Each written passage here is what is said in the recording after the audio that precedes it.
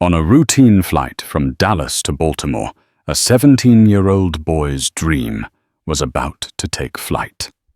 Caleb Johnson was on his way to a prestigious medical program, a stepping stone to a life saving others.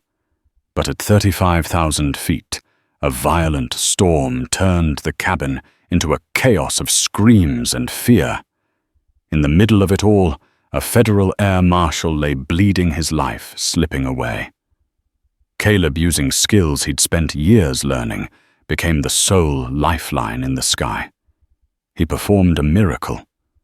But the moment the wheels touched the ground, his heroism was twisted into a crime. The very people he protected would turn on him, and the boy who saved a life would find himself in handcuffs, his future about to be shattered by a terrible lie. The hum of the Boeing 707's engines was a lullaby of progress for Caleb Johnson. Seated in 24B, a window seat, he watched Dallas, Texas shrink below its sprawling geometry, dissolving into the hazy quilt of the American landscape. He clutched the worn strap of his backpack inside, which lay his acceptance letter to the Johns Hopkins Pre-College Medical Intensive. It felt heavier, more real than the backpack itself.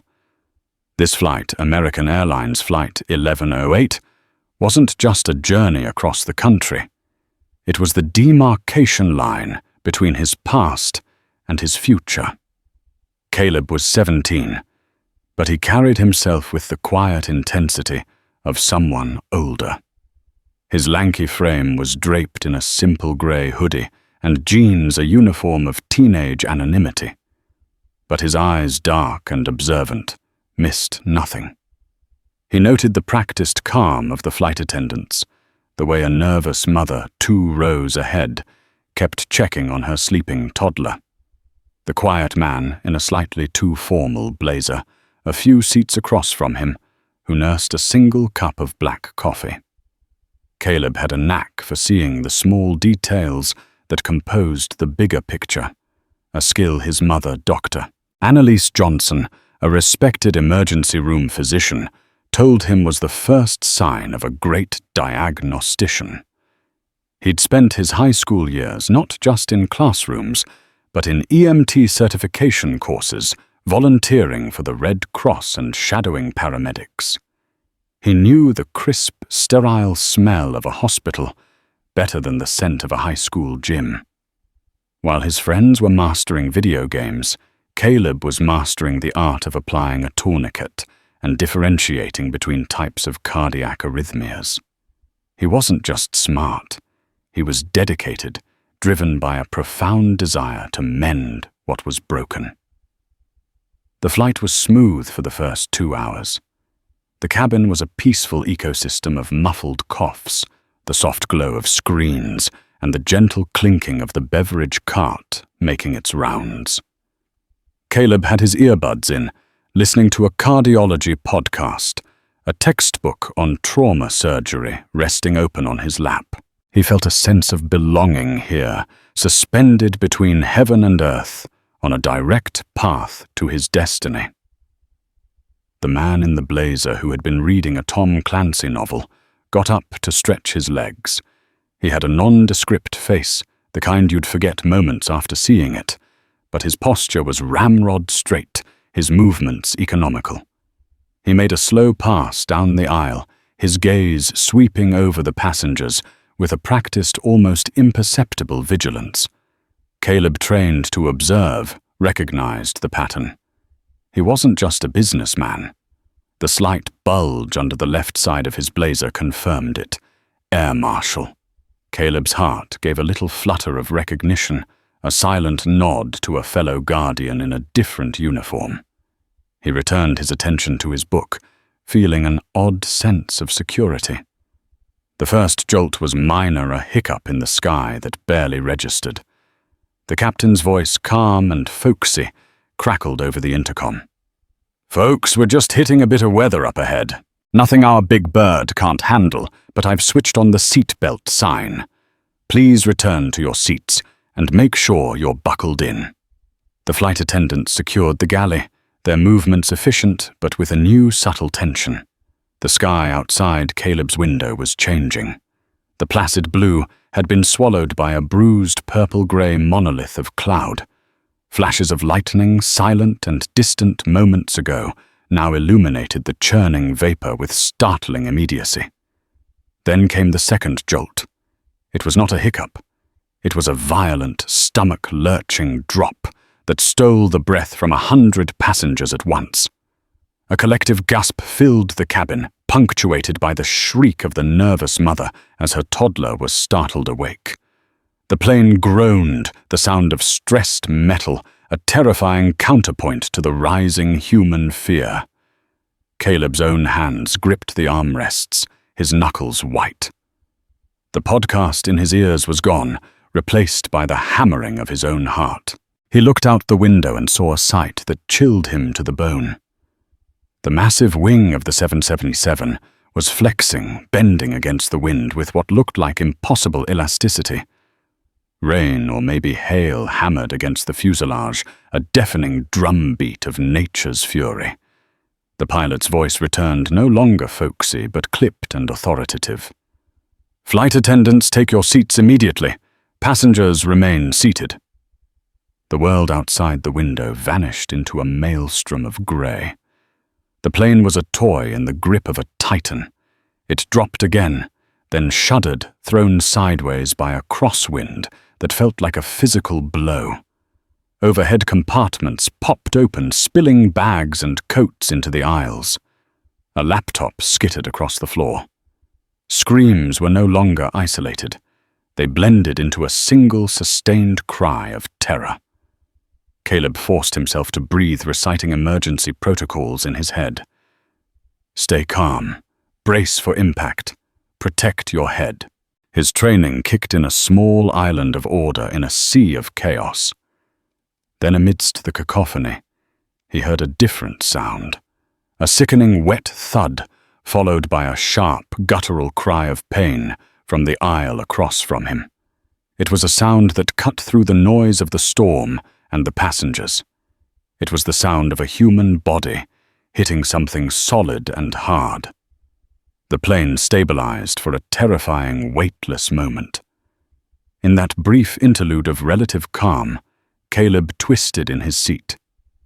The Air Marshal, the quiet man with the blazer, was on the floor. He had been thrown during the turbulence, his head striking the corner of an armrest with brutal force. He was crumpled in the narrow aisle, a dark, glistening pool already beginning to form on the cheap carpet beneath his head.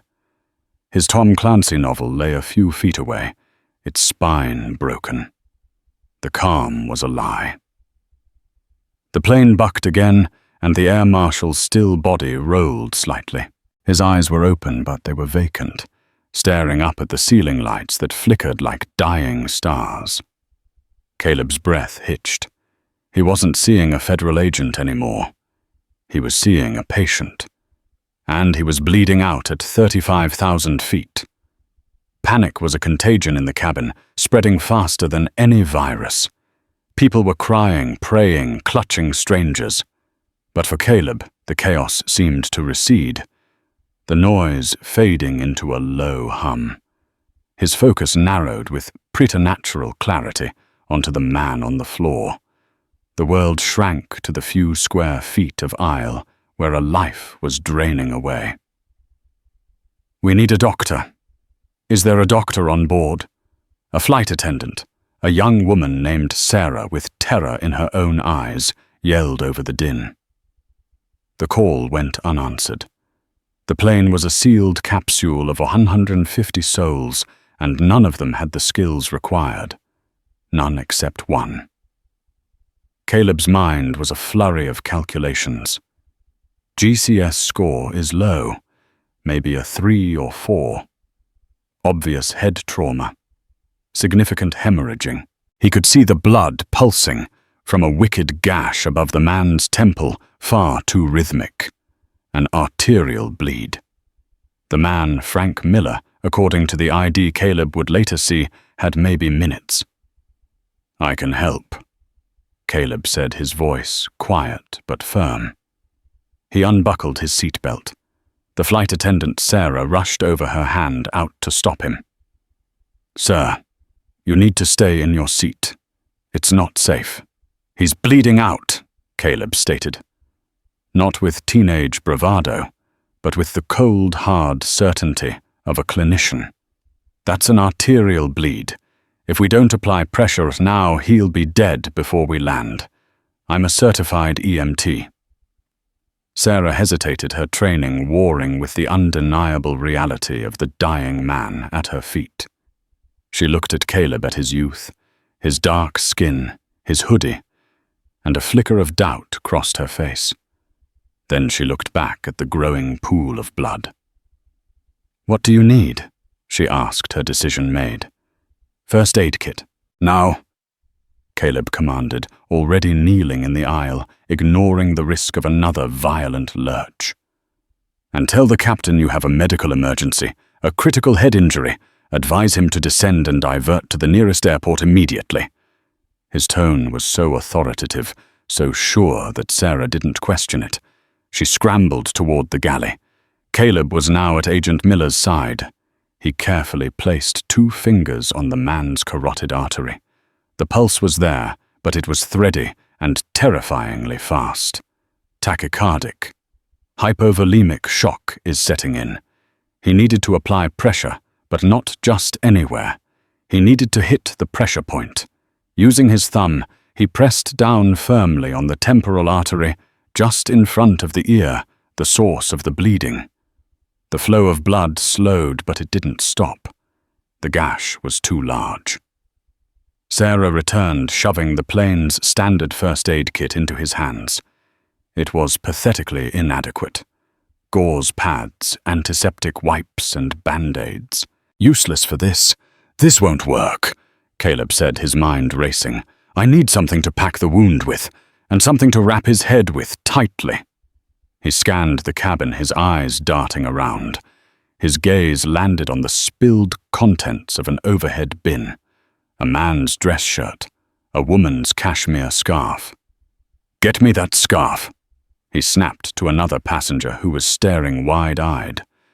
"And a dress shirt, any shirt. Rip it into strips." The commands galvanized people. Suddenly they had a purpose beyond fear. The items were passed hand to hand down the aisle. Caleb took the gauze pads from the kit and stuffed them directly into the wound, a move that would make a layman squeamish, but was necessary to stop the bleed. He then packed more fabric from the ripped shirt on top of it, creating a thick pressure dressing. Agent Miller groaned a low animal sound of pure agony, but his body was otherwise limp. "Hold this," Caleb instructed Sarah, placing her hands directly over his on the makeshift dressing. "Press down, hard as you can. Don't let up for any reason." He took the cashmere scarf and began to wrap it expertly around Miller's head, using the specific technique for a head bandage he'd practiced dozens of times on dummies. His movements were swift and precise, a ballet of life-saving under the flickering emergency lights. The plane took another sickening dip, and Caleb had to brace himself with one hand on a seat to keep from being thrown off balance. He never stopped his work. "What's your name?" Sarah asked, her voice trembling, but her hands firm on the wound as instructed. "Caleb." "Caleb," she repeated, as if committing it to memory. "You're doing great."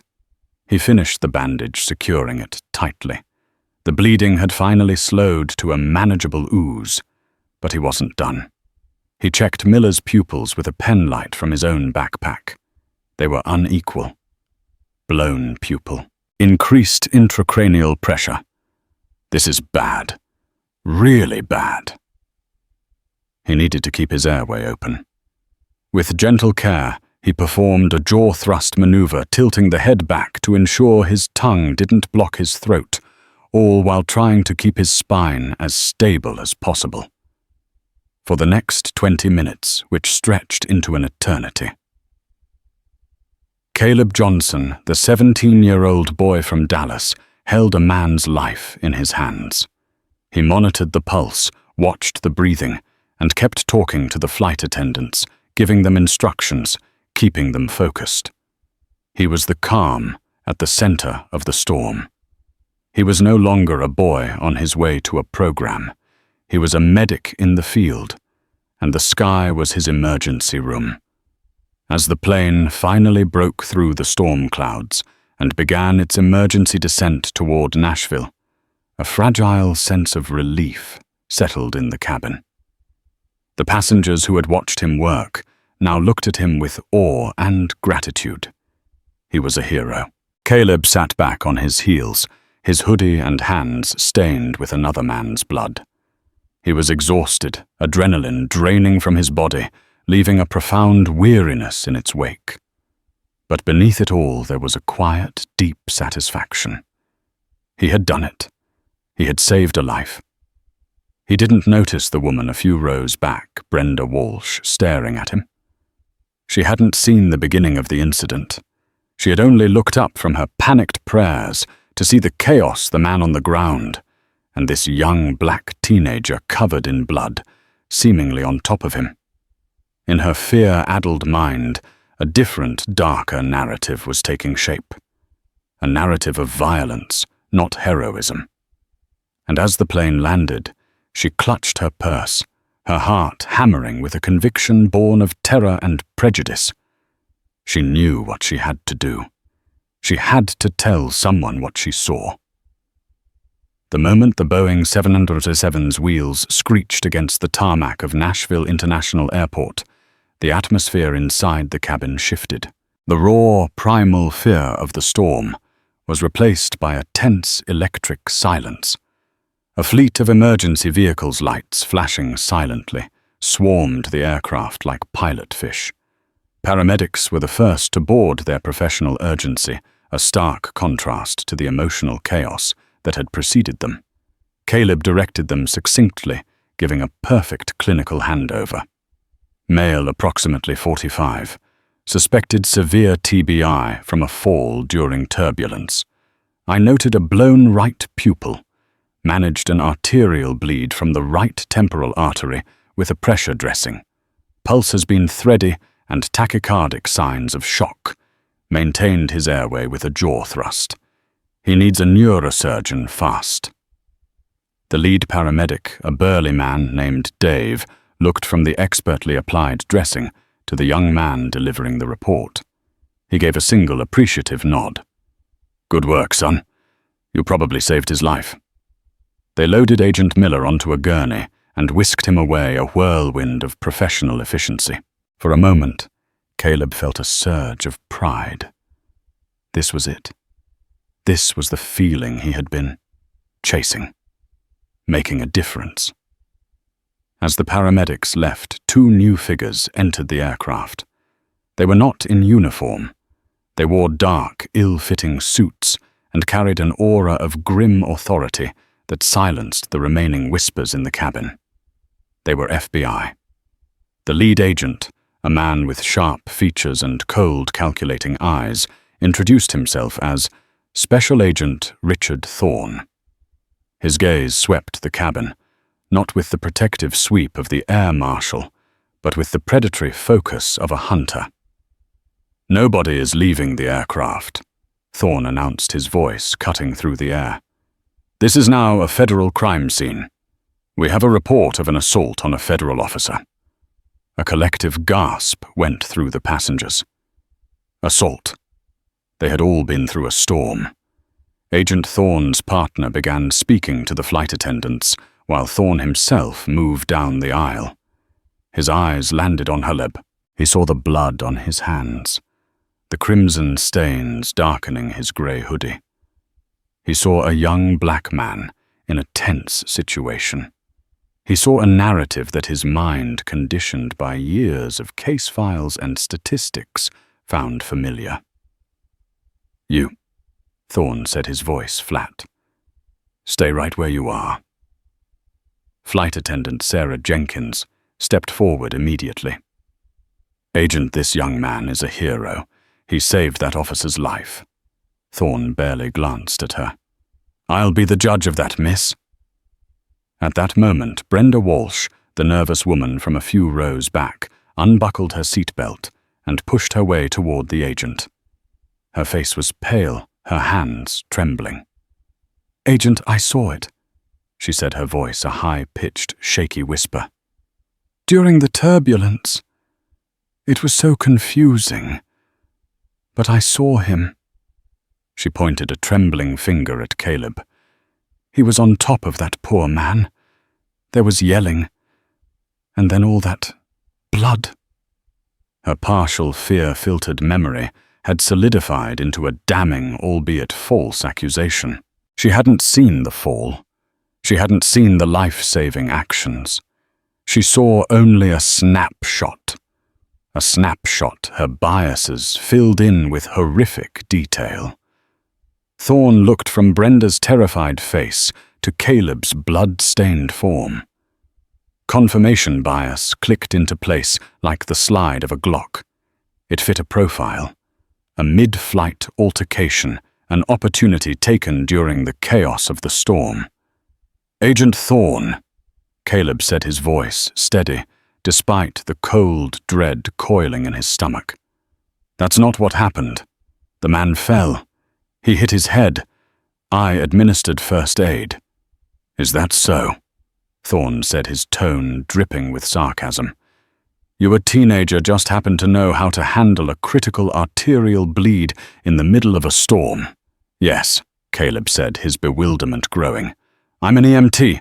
I'm on my way to a medical program at Johns Hopkins." Thorne let out a short, humorless laugh. "Sure you are, kid. Put your hands behind your back." The world tilted. The words didn't compute. Caleb stared at him, his mind unable to bridge the gap between what he had done and what was happening now. "What? Why?" "You're being detained for questioning in connection with the assault on a federal Air Marshal," Thorne said, pulling out a pair of steel handcuffs. Sarah, the flight attendant, was aghast. "This is insane. He's telling the truth." "I was here. I helped him." The captain, Eva Rostova, a woman with iron-grey hair and an unshakable demeanor, had emerged from the cockpit. "Agent, I think there's been a serious misunderstanding. My flight attendant has corroborated the boy's story." Thorne turned to her, his authority absolute now that they were on the ground. "Captain Rostova, this is an FBI matter. Your jurisdiction ended at the cabin door. We have a witness and we have a suspect covered in the victim's blood. Now step aside." The cold metal of the handcuffs bit into Caleb's wrists. The click of the lock was the loudest sound he had ever heard. It was the sound of his future shattering. The passengers who minutes before had looked at him with awe now stared with a mixture of confusion, pity, and dawning suspicion. Doubt is a powerful poison. If the FBI was arresting him, surely there must be a reason. As Agent Thorne frog-marched him down the aisle past the rows of silent, staring faces, Caleb felt a wave of nausea. He saw his textbook on the floor, its pages open to a chapter on thoracic trauma. He saw his backpack with the acceptance letter inside. His dream. He was walked down the mobile stairs and onto the tarmac, blinking in the harsh afternoon sun. The flashing lights of the emergency vehicles seemed to mock him, their red and blue hues, painting him as a criminal. He was placed in the back of an unmarked black sedan, the door closing with a heavy final thud. The boy who had been a hero in the sky was now a prisoner on the ground. The system he trusted, the world he was so eager to join and help, had turned on him with breathtaking speed and crushing force, and as the car pulled away, Caleb Johnson had never felt so alone. The interrogation room at the FBI's Nashville field office was designed to annihilate the self. The walls were a sterile, institutional gray. There was a single metal table, 2 chairs and a one-way mirror that felt like a dead black eye staring into his soul. There were no windows, no clocks, nothing to anchor Caleb to the world outside. The only color in the room was the fading crimson on his hoodie, a stark reminder of his heroic, now criminalized act. He had been there for 3 hours. His requests for a phone call had been met with a vague, "in a moment." The handcuffs had been removed, but he felt their phantom weight on his wrists. The initial shock had subsided, replaced by a old creeping terror. This wasn't a misunderstanding anymore. This was a nightmare, and he was the main character. Special Agent Richard Thorne entered the room, carrying a thin manila folder.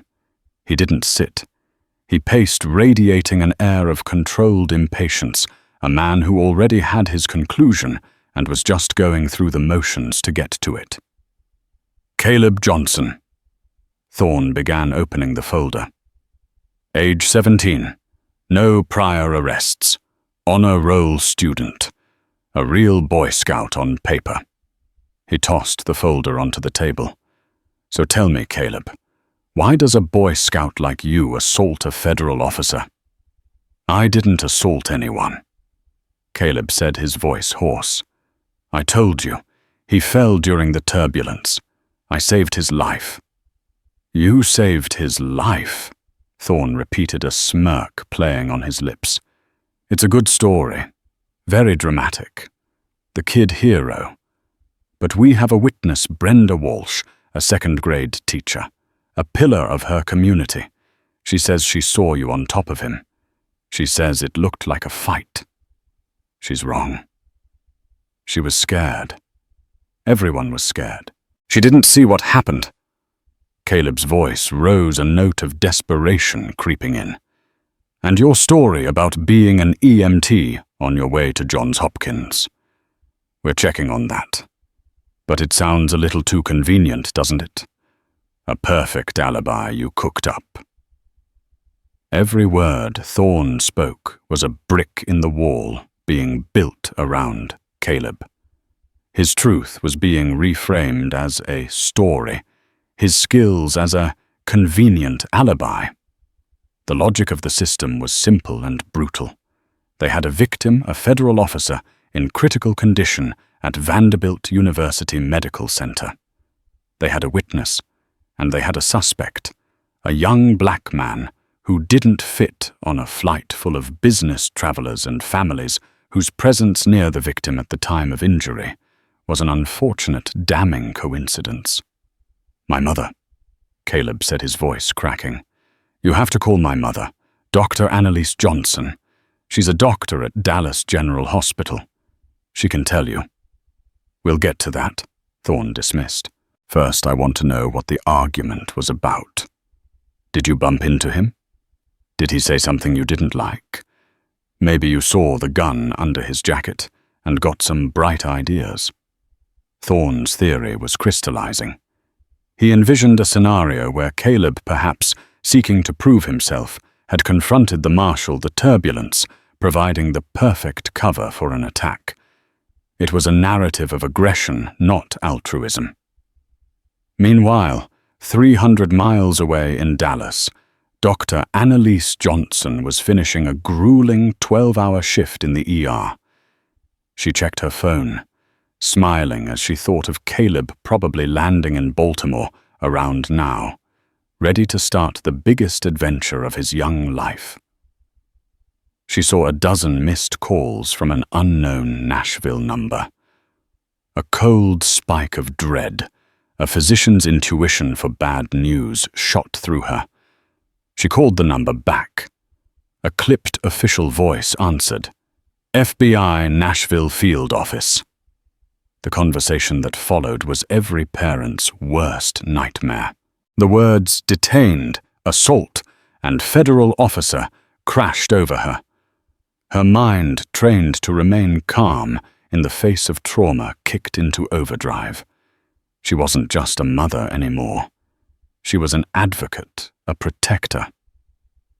My son is a minor, she said, her voice like ice. He has not had a parent or a lawyer present for any questioning. I am his mother. I am a physician, and I am getting on the first flight to Nashville. Do not speak to him again until I am there." She hung up her hands, shaking not with fear, but with a righteous fury. She knew her son. She knew his heart, his character, his dreams. The idea that he could commit such an act was not just wrong. It was a perversion of everything he was. She booked a flight, her mind already assembling a legal team, her ER-honed focus now aimed at a single objective, freeing her son from the bureaucratic monster that had swallowed him whole. Back in the grey room, Caleb felt his hope dwindling. Thorne had left, leaving him alone again with the silence and the black eye of the mirror. He put his head in his hands. He replayed the incident over and over. The fall, the blood, the scarf, the feeling of the man's weakening pulse under his fingers. He had done everything right. How could it have all gone so horribly wrong? The system wasn't interested in nuance. It was a machine designed to process facts into charges, and the facts were stacked against him, a witness's flawed testimony, his presence at the scene, the blood on his clothes, and the pervasive unspoken bias that saw a young black man in a hoodie and presumed guilt over heroism. He was a variable in an equation that had already been solved. The arrival of Dr. Annalise Johnson at the Nashville FBI field office was less an entrance and more a seismic event. She was a storm of maternal fury, wrapped in the calm, steely demeanor of a seasoned ER doctor. She wasn't Brenda Walsh's hysterical fear or Agent Thorne's cold certainty. She was a force of calculated, unyielding truth. She was met by Thorne in the lobby, who attempted to placate her with professional jargon about procedure and evidence. Annalise cut him off mid-sentence. "Special Agent Thorne, my son is a 17-year-old minor who rendered life-saving medical aid, and you have held him incommunicado for 5 hours," she said, her voice dangerously quiet. "You have violated his rights, and you have built a case on a foundation of fear and prejudice. I want to see my son, now, and he will not be answering any more of your questions without his lawyer present, who is currently on a flight from Dallas and will be here in 3 hours. Thorne, accustomed to being the most intimidating person in any room, found himself on the back foot. He saw in her eyes the same unwavering intensity he had misinterpreted in her son. He led her to a different, slightly less oppressive room, where Caleb was waiting. The reunion was a silent explosion of emotion. Caleb, who had held himself together with fraying threads of composure, finally broke. He buried his face in his mother's shoulder as she wrapped her arms around him, her own eyes closing as she fought back tears of rage and relief. "I didn't do it, Mom," he whispered. "I was trying to help." "I know, baby," she murmured, her hand stroking his hair. "I know. We're going to fix this." While Annalise stood as a bulwark for her son, Thorne was doubling down. He was now interviewing the flight crew, determined to find cracks in their story. Captain Ava Rostova was resolute. "Agent, I've been flying for 28 years, she said, sitting across from him in another office. "I know panic when I see it. My passengers were terrified. Your witness saw what her fear wanted her to see. My flight attendant, Sarah Jenkins, was right there. She saw the whole thing. The boy was a godsend." Thorne turned to Sarah, trying to poke holes. "But you were disoriented too, weren't you? Is it possible you didn't see an initial struggle, that you only came upon the scene after the assault had occurred?" "No," Sarah said firmly, refusing to be intimidated. "I saw him fall. I heard Caleb call for the first aid kit. I watched him work. He was calmer than anyone on that plane, including me. He wasn't an assailant. He was a first responder." But Thorne had an answer for that. Or he was an assailant with a guilty conscience trying to cover his tracks. It's not unheard of. The narrative was being cemented. In Thorne's mind, the crew was simply mistaken, caught up in the drama of the moment, wanting to believe in a hero. Brenda Walsh's testimony, born of panic, was being treated as more credible than that of the trained professionals on site. Meanwhile, another passenger from Flight 108 was wrestling with his own conscience. Arthur Peterson, a 68-year-old retired electrical engineer, sat in his hotel room near the airport, the emergency landing having disrupted his trip to visit his daughter. Mr. Peterson was a quiet man, a man who believed in keeping his head down and not getting involved. But he couldn't get the images out of his head. He had been sitting in 25C diagonally behind Caleb. When the turbulence hit, he, like many others, had pulled out his phone. Not out of some ghoulish desire to film a disaster, but with the slightly nerdy intention of showing his tech-savvy grandkids the wing flex on a 777 under extreme stress. His phone had kept recording. He had captured everything.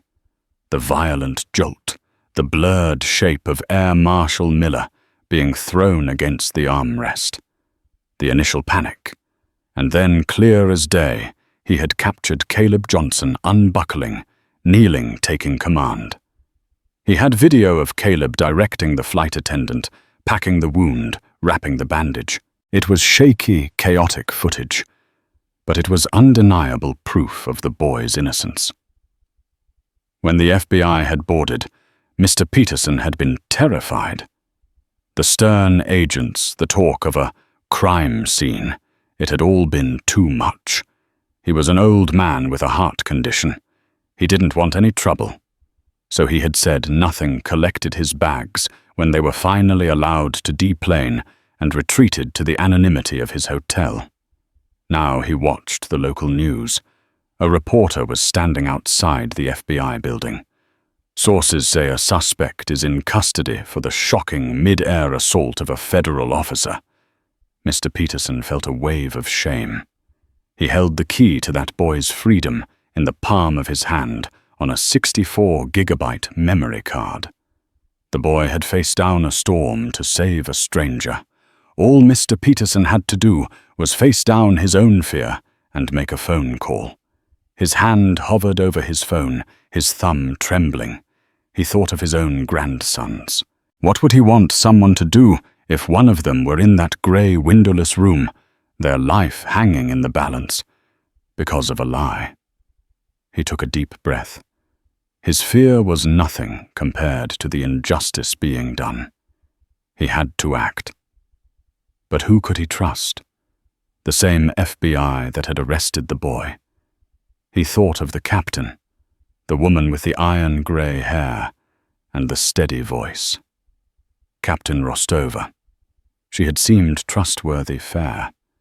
He found the American Airlines corporate number online. He would start there. The search for truth had an unlikely new champion. Arthur Peterson's first few calls were a frustrating journey through corporate phone trees and unhelpful customer service representatives.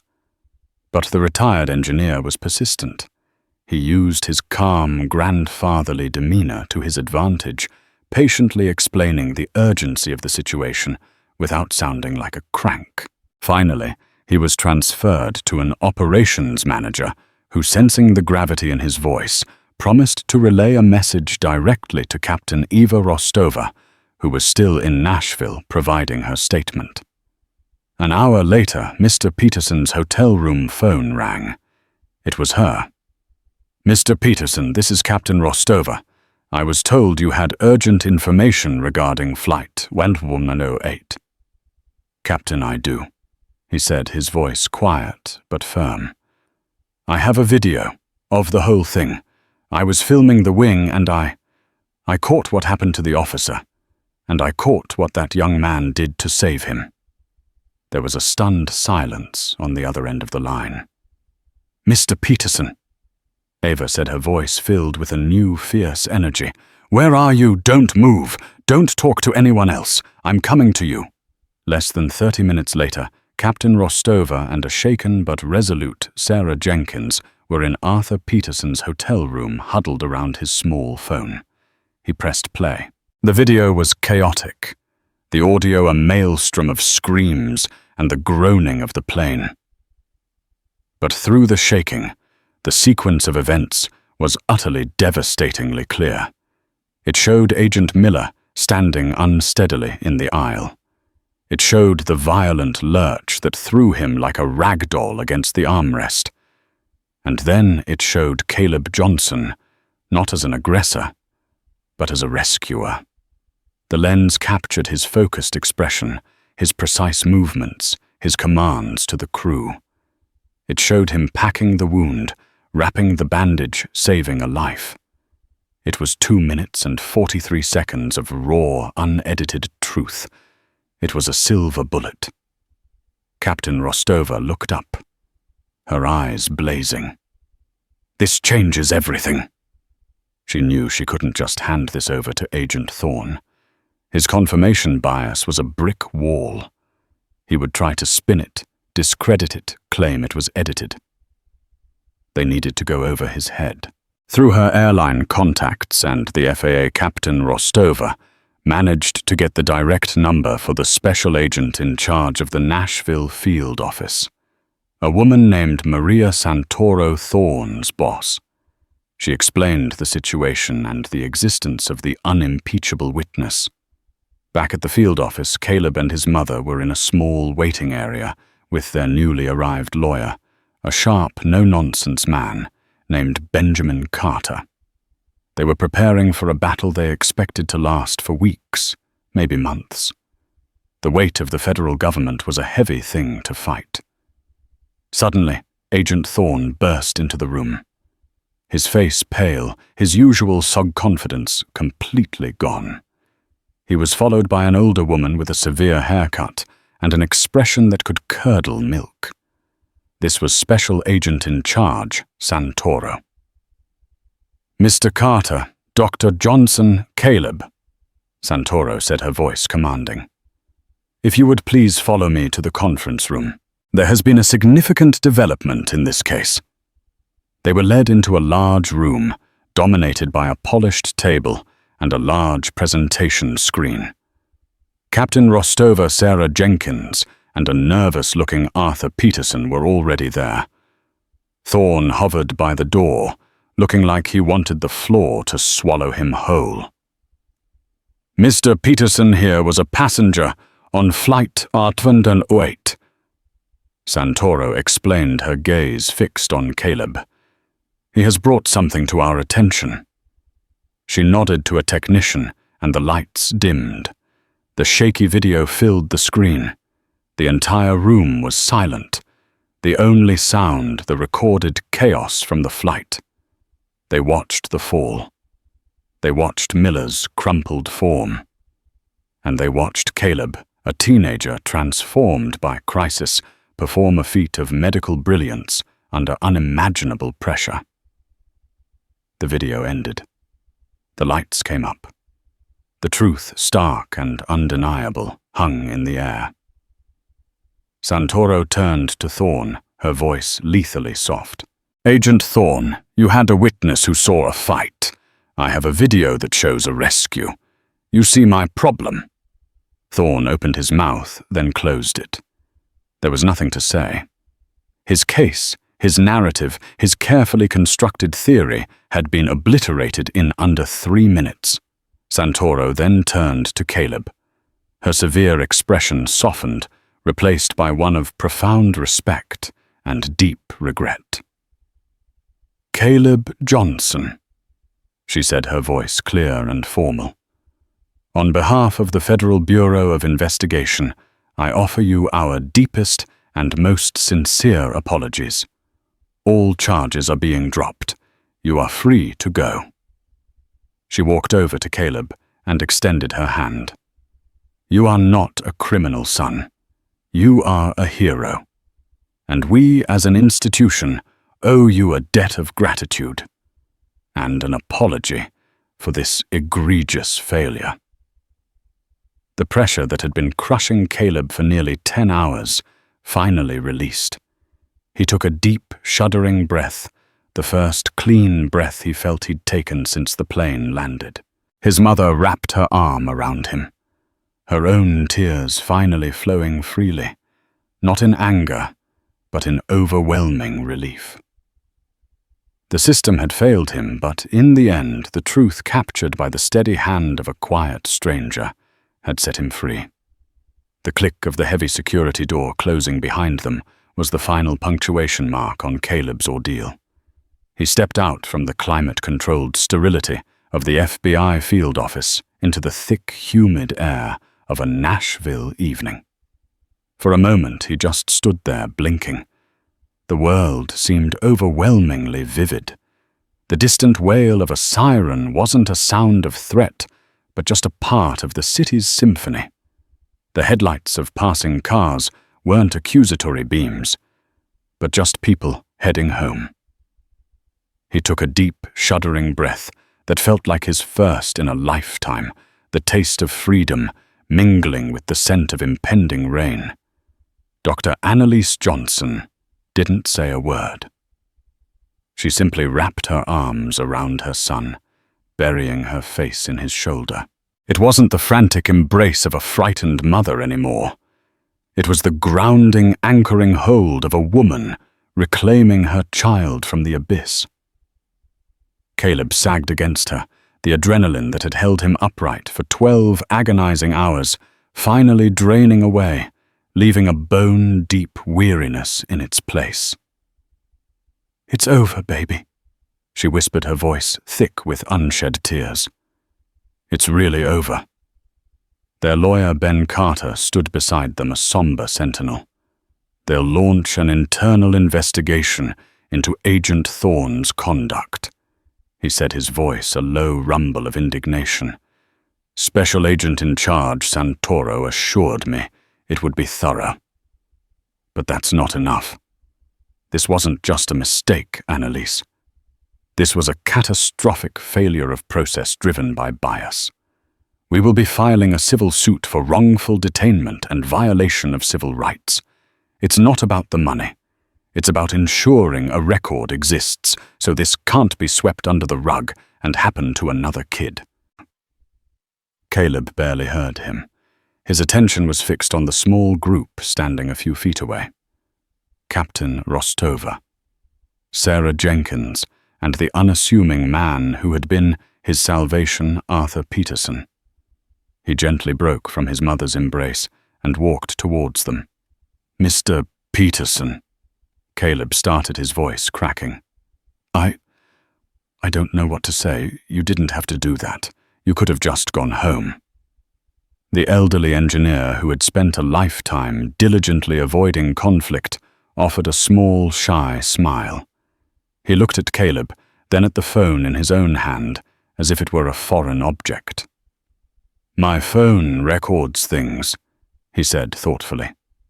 "But my conscience has to live with the memory. I couldn't live with the memory of staying silent." He looked Caleb squarely in the eye. "You ran towards the fire, young man. The least I could do was show them you were carrying a fire hose, not a torch. Don't let this place," he gestured at the imposing federal building, "make you cynical. The world needs people who run towards the fire." Sarah Jenkins, the flight attendant, stepped forward and without a word pulled Caleb into a fierce hug. "You were the bravest person on that plane," she whispered. "Don't you ever forget that." Captain Rostova offered a firm, professional handshake that felt as solid and reliable as she was. "Caleb," she said, "if you ever need a character reference for the rest of your life, you call me first. You have my word." The next morning, before their flight to Baltimore, SAC Santoro made good on another promise. A black sedan, a stark contrast to the one that had taken him into custody, transported Caleb and his mother to Vanderbilt University Medical Center. They were escorted not to a waiting room, but to the cardiac wing, to a private room, where the machines beeped in a steady, life-affirming rhythm. In the hospital bed, surrounded by monitors and IV drips, lay Air Marshal Frank Miller. He was pale, a turban of white bandages wrapping his head, but his eyes were clear and alert.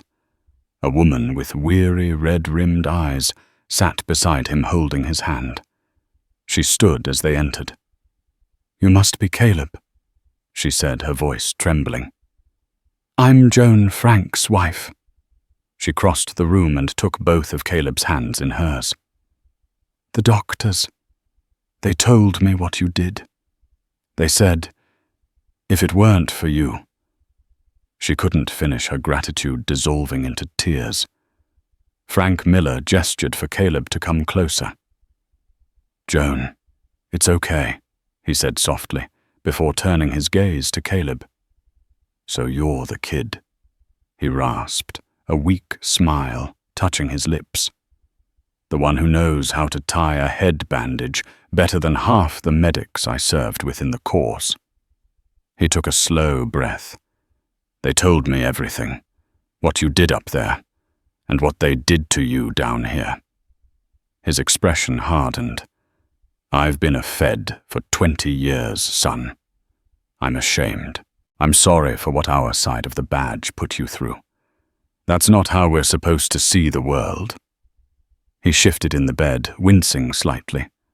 "The neurosurgeon came by this morning. He said that pressure dressing you fashioned out of a scarf and a shirt was textbook perfect. He said another 2, maybe 3 minutes of that bleed and we wouldn't be having this conversation, or I'd be having it with a drool cup. You didn't just save my life, Caleb. You saved my future. You gave my wife her husband back." He reached out a hand, and Caleb took it. "When I get out of here," Miller said, his grip surprisingly firm, "the director of the FBI is going to get a full report from me. They're going to know your name, and they're going to know it for the right reasons. You're a hero. Don't you ever let anyone, especially not yourself, tell you different." Standing there holding the hand of the man whose life he had saved, feeling the warmth of his gratitude, and seeing the profound relief in his wife's eyes, Caleb finally felt the last of the cold dread wash away. This was the validation that mattered. It wasn't in the dropped charges or the apologies. It was here, in the quiet, sacred space of healing. This was the reason. The flight to Baltimore was a quiet recalibration. Caleb sat by the window watching the American landscape scroll by beneath him. No longer just a quilt of cities and farms, but a complex tapestry of people. People like Thorne, like Brenda Walsh, like Arthur Peterson, like Frank Miller. The experience hadn't just been a trauma. It had been an education. It had taught him that justice is fragile, that truth is only as powerful as the courage of those who speak it. It had shown him that a diagnosis is not just about identifying a pathology, but about seeing the whole person, a lesson Agent Thorne had failed so spectacularly. When he finally walked onto the sprawling Gothic campus of Johns Hopkins, the weight on his shoulders felt different. It was no longer the weight of accusation and fear, but the weight of a profound, unshakable purpose. The world was full of broken things, arteries, systems, trust.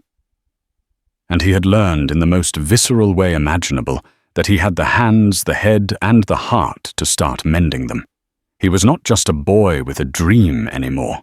He was a young man who had faced the worst of the world and had chosen with absolute certainty to dedicate his life to creating the best of it. Caleb Johnson's story is a stark and powerful reminder of the world we live in. It's a world where heroism can be instantly criminalized by fear and prejudice, where the systems designed to protect us can become our biggest threat. His terrifying ordeal highlights how quickly a narrative can be twisted against someone, especially a young black man, regardless of their actions or character. but it is also a story of incredible hope. It shows that truth, even when it's whispered by a quiet, unassuming man in the back of a plane, can be powerful enough to dismantle a mountain of lies. It proves that the courage of one can inspire the courage of others, and that integrity, embodied by people like Captain Rostova and Dr. Annalise Johnson, can still prevail.